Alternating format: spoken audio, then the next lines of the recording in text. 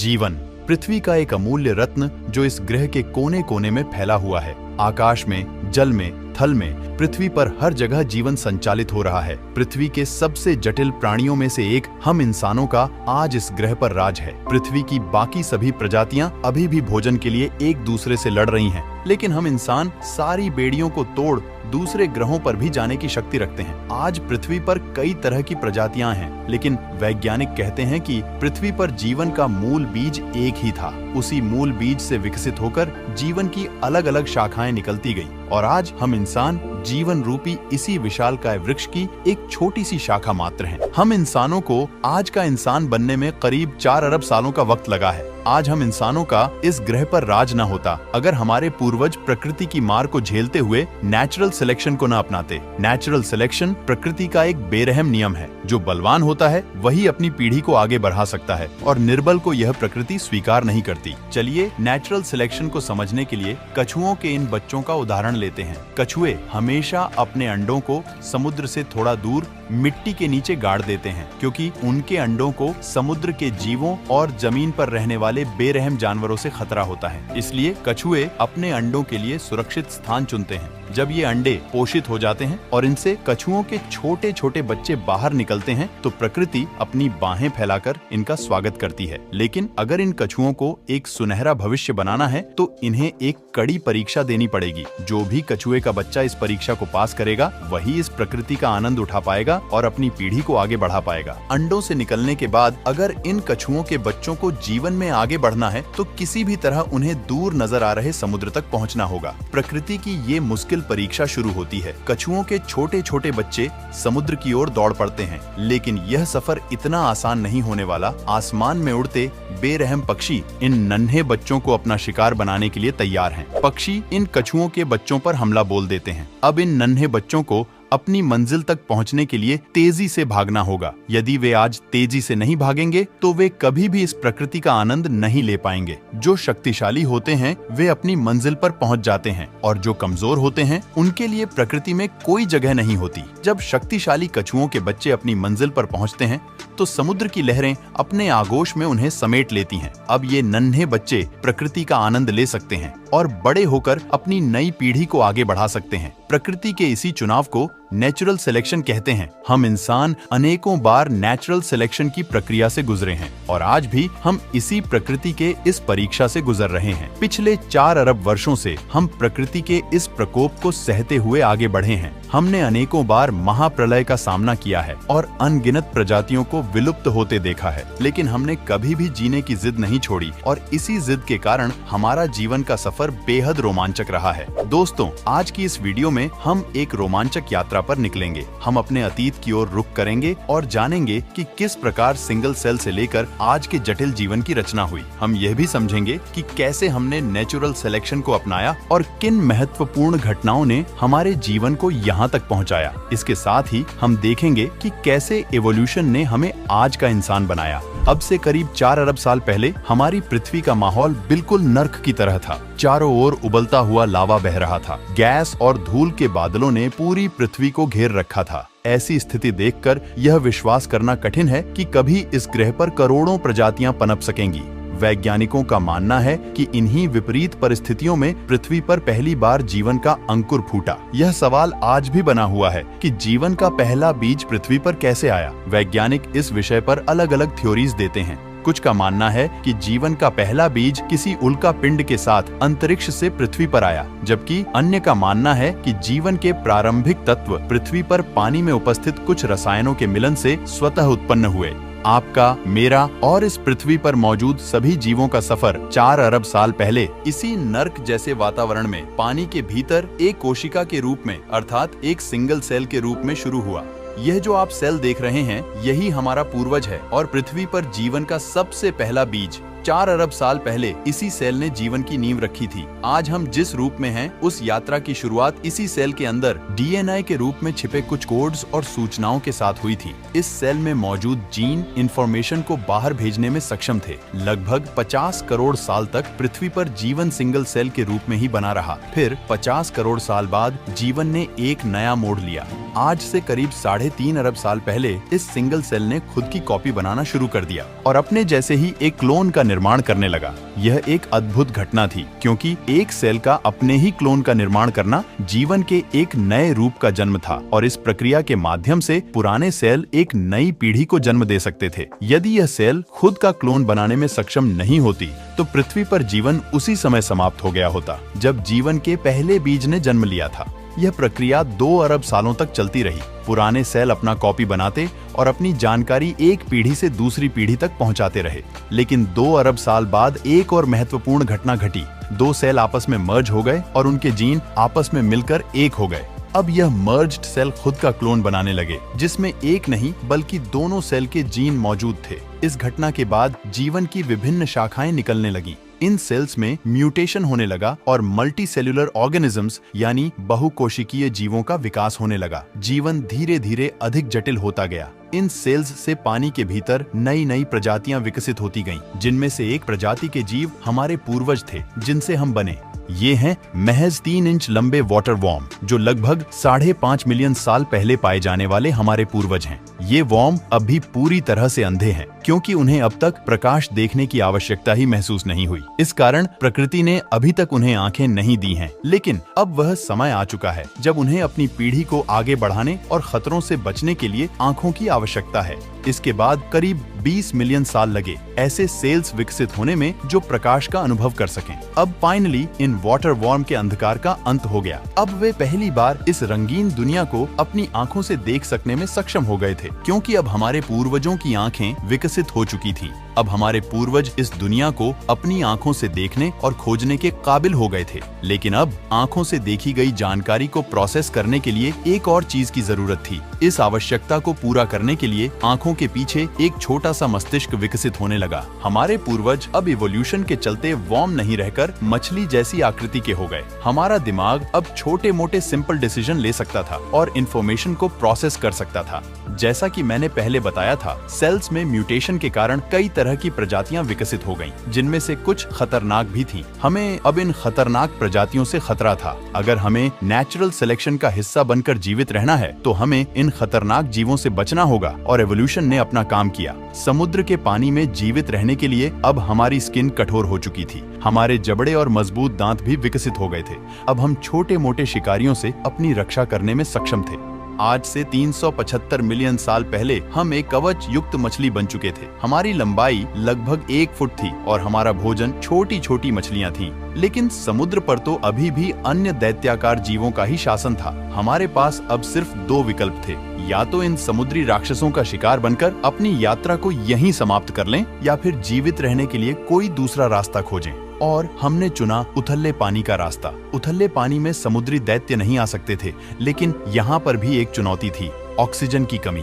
अपने आप को बचाने के लिए 375 मिलियन साल पहले हमने कुछ ऐसा किया जो इससे पहले किसी मछली ने नहीं किया था। हमने पहली बार अपना मुंह पानी से बाहर निकाला और हवा में सांस ली। अब जो हवा हम अपने भीतर खींच रहे थे, उसके लिए हमारे शरीर में एक नए अंग का विकास हुआ, हमारे फेफड़ों का। अब हम एक संकरित प्राणी बन चुके थे, जो हवा और पानी दोनों में सांस ले सकते थे। हमारे पास अब फेफड़े और गिल्स दोनों ही थे। आज के समय में हमारे गिल्स पूरी तरह से लुप्त हो चुके हैं, क्योंकि अब हमें उनकी आवश्यकता नहीं है और हम केवल फेफड़ों के सहारे ही जीवित रह सकते हैं। लेकिन हमारे शरीर में अभी भी गिल्स की मैकेनिज्म का अवशेष बना हुआ है, जिसके कारण कभी कभी हमें हिचकियां आती हैं। लगभग 365 मिलियन साल पहले हमने अपने सिर को पानी से बाहर निकाला और एक नई दुनिया को एक्सप्लोर करने के लिए कदम बढ़ाया। पानी के बाहर हमारे सामने एक खूबसूरत दुनिया थी और पहली बार हमने पानी को छोड़कर जमीन पर कदम रखा, जहां एक नई दुनिया हमारा स्वागत करने के लिए तैयार थी।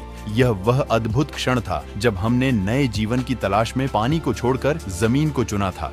यहाँ हमारे लिए भोजन भी उपलब्ध था और सांस लेने के लिए हवा भी। टिकटालिक ये वही मछली थी जिसने पानी से बाहर निकलने का साहस किया था, लेकिन यहाँ पर सूर्य की रोशनी तेज थी, तो उससे बचने के लिए हमारी स्किन मोटी और सख्त होती गई। अब हमने जमीन पर जीने की कला सीख ली थी। हमारे पूर्वज अपने वंश को आगे बढ़ाने के लिए अंडे देते और कुछ समय बाद उनसे नवजात बच्चे बाहर निकलते, जिनका इस नई दुनिया में प्रकृति स्वागत करती। जब वे इस नई दुनिया को एक्सप्लोर करते, तो उनकी जानकारी को प्रोसेस करने के लिए मस्तिष्क और अधिक विकसित होता गया। हमारी बुद्धि का विकास होता रहा और यह आवश्यक भी था, क्योंकि भविष्य में बुद्धिमानी के कारण ही हम जीवित रह पाएंगे। लेकिन हम पृथ्वी की इस जमीन पर अकेले नहीं थे। अन्य प्रजातियां भी हमारे साथ इस नई दुनिया का हिस्सा थीं। यहाँ भी हमारे कॉम्पिटिटर मौजूद थे जिनसे हमें अपने भोजन के लिए संघर्ष करना पड़ता था।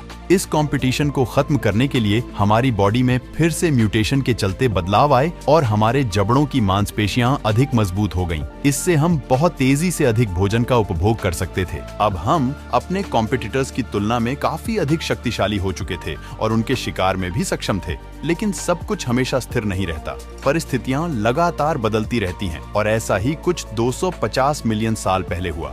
साइबेरिया में पिघले हुए चट्टानें पृथ्वी की क्रस्ट से बाहर निकलने लगी।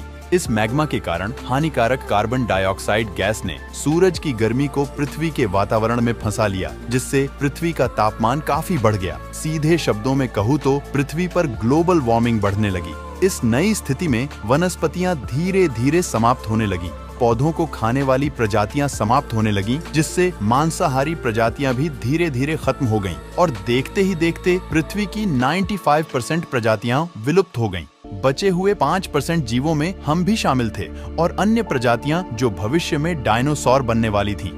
धीरे धीरे प्रकृति का प्रकोप कम हुआ और पृथ्वी का वातावरण फिर से सुखद और अनुकूल होता गया। जब वॉल्केनिक इरप्शंस के कारण पृथ्वी पर महाविनाश हुआ, तब हम एक बड़ी छिपकली के आकार के जीव थे। लेकिन उस महाविनाश के कुछ समय बाद हम एक बड़ी बिल्ली के आकार के हो गए थे। अब हम अपने शरीर को घसीटकर नहीं चलते, बल्कि अपने पैरों के सहारे आगे बढ़ सकते थे। एक बड़ी छिपकली से इस आकार तक विकसित होने में हमें 30 मिलियन साल लगे, जो लगभग 220 मिलियन साल पहले की बात है। यह प्रजाति भीषण प्राकृतिक आपदा को सहन करके यहाँ तक जीवित रह पाई है। लेकिन हम इस धरती पर अकेले नहीं हैं जिन्होंने यह आपदा झेली है। कोई और भी है जो इस आपदा से गुजरकर अपनी हुकूमत कायम करने में सक्षम हो गया है। ये हैं डायनासोर। अब धरती पर इनका ही दौर है। अगर हमें इस ग्रह पर जीवित रहना है तो हमें उनसे खुद को बचाना होगा। डायनासोर छोटे रेप्टाइल्स से विकसित हुए और उन्होंने भी महाविनाश को सहन किया। इनका विकास हमारी तुलना में बहुत तेजी से हुआ है, जिसके कारण ये आज बहुत ही विशालकाय हो चुके हैं। इन भूखे डायनासोरों से बचने के लिए हमें भी नेचुरल सिलेक्शन को अपनाना होगा। हमें ऐसा बनना होगा कि हम इनकी नजरों से छुप सकें। कई मिलियन सालों तक हम छुपते छुपाते जीवित रहे। आज से लगभग 66 मिलियन साल पहले नेचुरल सिलेक्शन के चलते हमारा आकार छोटा होता गया और हम एक छछूंदर की तरह दिखने लगे। हम जमीन के अंदर बिल बनाकर खुद को छुपाने लगे। अब हमें डायनासोरों के लिए देख पाना मुश्किल हो गया था। हमारे शरीर पर घने बाल थे जो सर्दी के समय खड़े हो जाते थे और हवा को कैद कर लेते थे, जिससे हमें गर्मी मिलती थी और ठंड से बचाव होता था। आपने देखा होगा कि सर्दियों में आज भी हमारे रोंगटे खड़े हो जाते हैं। हालांकि अब हमें इनकी उतनी जरूरत नहीं होती, इसलिए हमारे शरीर पर अब कम बाल हैं, क्योंकि अब हम अपने अनुकूल वातावरण बना सकते हैं और आर्टिफिशियल चीजों की मदद से अपने आप को वातावरण के अनुसार ढाल सकते हैं। हालांकि डायनासोरों का खतरा हमेशा बना रहता था, इसलिए हमें हमेशा सतर्क रहना होता था। जिससे पहले डायनासोर हमें देखें, उससे पहले हमें उनका आभास होना चाहिए था। हमने फिर से नेचुरल सिलेक्शन को अपनाया और हमारी इंद्रियां अधिक तेज होती गईं। हमारी देखने, सुनने और सूंघने की क्षमता बढ़ती गई। जिससे पहले कि डायनासोर हमें देख पाते, हम सतर्क हो जाते थे। अब हमारा ब्रेन और भी कॉम्प्लेक्स होता जा रहा था, क्योंकि हमें हालात के अनुसार तेजी से निर्णय लेने की आवश्यकता थी। अब मानवता का भविष्य इस छोटी सी प्रजाति पर निर्भर था। अगर हम अपने छोटे से मस्तिष्क और तेज इंद्रियों का सही उपयोग नहीं कर पाए तो हमारा अस्तित्व खत्म हो जाएगा। लेकिन इन प्रॉब्लम्स को पार करना इन्होंने सीख लिया। हम मनुष्यों के लिए यदि कोई अच्छी चीज हुई है तो वह डायनासोरों का अस्तित्व था। इन्हीं की वजह से आज हमारे पास एक तेज दिमाग और शक्तिशाली इंद्रियां हैं। हमारे पूर्वज पहले अंडे दिया करते थे, लेकिन उस समय की परिस्थिति ऐसी थी कि खुद की जान बचाना भी मुश्किल था। ऐसे माहौल में अपने अंडों की देखभाल करना असंभव था। इसलिए उन्होंने एक बार फिर से नेचुरल सिलेक्शन को अपनाया और प्रकृति ने उन्हें एक नई शक्ति प्रदान की। वह शक्ति थी जीवित बच्चों को जन्म देने की क्षमता। अब बच्चों का विकास शरीर के बाहर नहीं बल्कि माँ के गर्भ में होने लगा और उन नन्हे बच्चों को पोषण प्रदान करने के लिए हमारी ग्रंथियां विकसित होकर दूध देने वाली ग्रंथियों में बदल गईं। इस परिवर्तन के कारण हम इस योग्य हो गए कि अपने नन्हे बच्चों को दूध पिलाकर उनकी भूख मिटा सकें। इस नेचुरल सिलेक्शन की वजह से अब हमारी प्रजाति का इस दुनिया में जीवित रहना अधिक आसान हो गया। सिंगल सेल से इंसान बनने की इस यात्रा में यह हमारे लिए एक बहुत बड़ी उपलब्धि थी। इस छोटे से जीव से लगभग 4000 विभिन्न प्रजातियां विकसित हुईं, एक छोटे चूहे से लेकर विशाल व्हेल्स और हम इंसानों तक। यहीं से स्तनधारियों का दौर शुरू हुआ। लेकिन इस समय भी पृथ्वी पर डायनासोर्स का राज कायम था। हालांकि प्रकृति के आगे किसी की नहीं चलती। लगभग 65 मिलियन साल पहले पृथ्वी पर एक और महाविनाशकारी घटना घटी। एक माउंट एवरेस्ट के आकार की चट्टान अंतरिक्ष से तेजी से आई और मैक्सिको की खाड़ी में आकर टकराई। इस एस्ट्रॉइड के प्रभाव से पृथ्वी पर एक विनाशकारी महाप्रलय शुरू हो गया। धूल और धुएं के बादलों ने संपूर्ण पृथ्वी को अपनी चपेट में ले लिया। टक्कर की वजह से जगह जगह ज्वालामुखी फटने लगे और भयंकर भूकंपों ने पृथ्वी को हिलाकर रख दिया। पृथ्वी का तापमान इतनी तेजी से बढ़ा कि हर ओर आग ही आग थी। वनस्पतियां जलकर राख हो गईं और डायनासोर भी इस जलती हुई धरती पर राख में बदल गए। केवल डायनासोर ही नहीं बल्कि अन्य बड़ी बड़ी प्रजातियों के जीव भी इस प्रलय में दम तोड़ने लगे। यह आपदा इतनी भयंकर थी कि अब हमारे पास जीवित रहने का एकमात्र उपाय था कि हम पृथ्वी में बिल बनाएं और उनमें छुपकर अपने आप को सुरक्षित रखें। सौभाग्य से हम इस काम में कुशल हो चुके थे और हमने ऐसा ही किया। पृथ्वी पर जितने भी विशालकाय जानवर थे वे अब विलुप्त हो चुके थे। केवल छोटे छोटे जीव ही इस विनाशकारी आपदा में जीवित रह सके और सौभाग्य से हम उनमें से एक थे। इस प्रलय ने पृथ्वी की 95% से अधिक प्रजातियों को समाप्त कर दिया। धूल, राख और धुएं के बादलों ने सूर्य की रोशनी को ब्लॉक कर दिया था। पेड़ पौधे नष्ट हो गए। मैक्सिको की खाड़ी में शुरू हुई एक सामान्य आपदा कुछ ही क्षणों में एक महाप्रलय का रूप ले चुकी थी। लेकिन प्रकृति का एक नियम है, नवनिर्माण। किसी भी नए निर्माण से पहले पुराने निर्माण को समाप्त होना होता है। इस प्रलय ने विशालकाय जीवों को समाप्त कर एक नई प्रजाति को विकास का अवसर दिया और वह नई प्रजाति थी हम, मैमल्स। इस प्रलय में छोटे छोटे बग्स जैसे कि कॉकरोच आदि भी बच गए। अब हमारा भोजन केवल यही थे। इन्हें खाकर हमारे पूर्वजों ने अपनी भूख मिटाई और अपनी जान बचाई। आज हम इस धरती पर हैं तो इसमें बहुत बड़ा योगदान उन कॉकरोचों का भी है जिन्हें खाकर हमारे पूर्वज जीवित रह सके। अब पृथ्वी पर मैमल्स का दबदबा था। उस समय हमारा आकार मात्र 6 इंच का था। धीरे धीरे पृथ्वी की परिस्थितियों में फिर से बदलाव आया। महाप्रलय को अब 5 मिलियन वर्ष बीत चुके थे। वनस्पति जीवन ने फिर से पृथ्वी को हरा भरा कर दिया। पेड़ों पर फल लगने लगे और पकने लगे जिनमें वे सारे पोषक तत्व थे जो हमें चाहिए थे। सरल सी बात है, जितना ज्यादा हम खाएंगे उतना ही लंबा जीवन जिएंगे। लेकिन समस्या यह थी कि फल पेड़ों पर होते थे और हम जमीन पर रहते थे। तो प्रकृति ने हमें फिर से चुना और नेचुरल सिलेक्शन की वजह से हमारा विकास इस तरह हुआ कि अब हम बंदरों की तरह पेड़ों पर चढ़कर फल खा सकते थे। आज से 56 मिलियन साल पहले हम पेड़ों की नई दुनिया में पूरी तरह बस चुके थे। अब हमारा जमीन से कोई खास संबंध नहीं रहा, क्योंकि एक पेड़ से दूसरे पेड़ पर कूदकर हम अपना भोजन जुटा सकते थे। लेकिन हमारी दुनिया हमेशा ऐसी नहीं रहने वाली थी। आने वाले 10 मिलियन वर्षों के दौरान पृथ्वी का तापमान बदलता रहा। जंगल सूखने लगे और आकार में छोटे होते गए, जिससे भोजन की कमी बढ़ने लगी।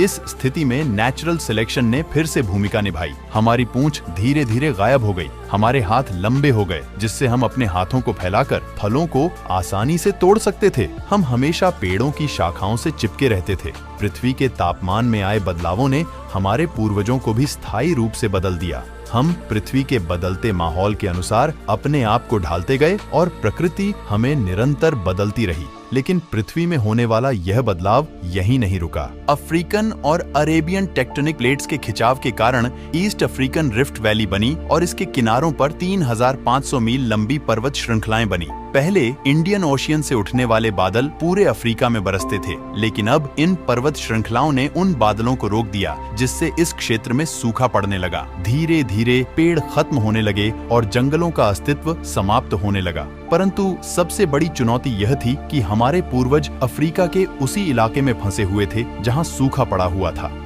यह परिवर्तन बहुत महत्वपूर्ण था, क्योंकि अगर हमें भोजन नहीं मिला तो सिंगल सेल से इतने जटिल जीव तक का हमारा सफर यहीं रुक जाएगा। हमें अब खुद को बचाने के लिए कुछ ऐसा करना था जो हमारे किसी भी पूर्वज ने पहले कभी नहीं किया था।